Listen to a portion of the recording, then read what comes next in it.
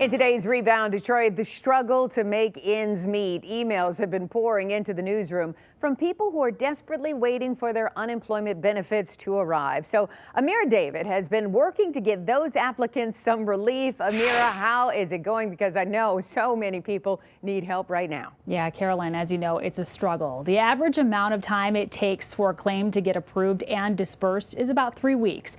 The unemployment office says it's trying to do the best it can with the resources it has.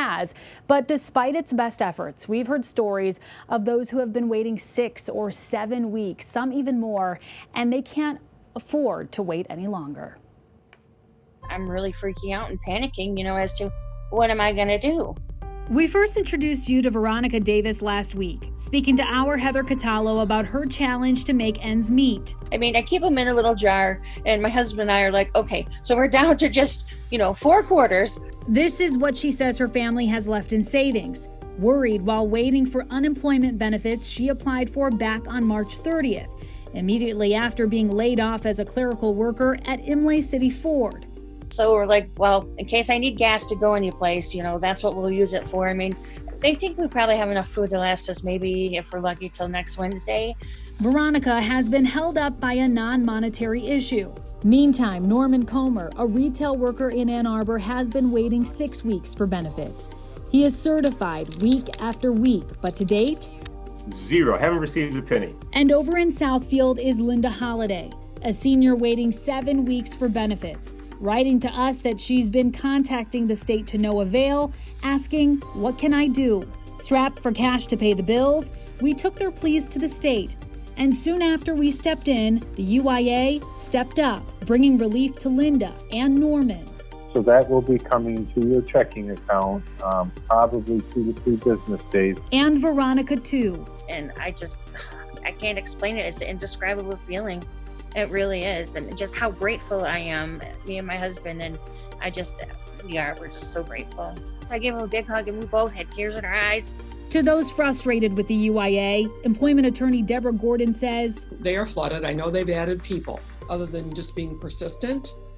And I know people have been persistent. And I know they've been waiting online for hours and hours and hours, but there's no easy answer. The agency has beefed up its operations to help troubleshoot the claims still in limbo. The office began with 130 staffers. By March 30th, there were 300. By April 6th, 500. And now there are more than 650 employees manning the phones. That said, a lot of the holdups stem from errors that can be avoided. To be sure you fill out the application in a way that you're most likely to get approved. So here's the Rebound rundown on the do's and don'ts. Do clearly state that your departure from work is involuntary. Do provide as much information and supporting documentation as possible, and don't select the leave of absence option even if you've been furloughed.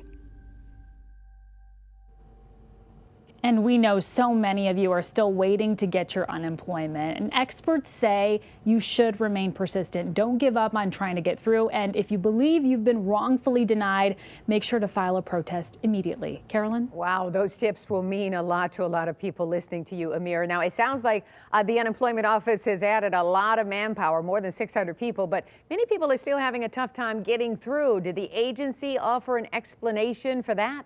Yeah, that's a good question. Keep in mind the number of layoffs has only gotten larger since the pandemic began, so the volume is still pretty high. But the office says they have found that oftentimes the phone lines are held up by questions that can be answered by looking at their facts page and video tutorial library. So they are asking people to first refer to michigan.gov/UIA and leave the phone lines open for those who really need the help. Carolyn? Let's hope people are listening. Thank you so much, Amira. Now, if you need help bouncing back in the wake of this pandemic, if you have a question or just want to share your story of recovery, email us at therebounddetroit@wxyz.com.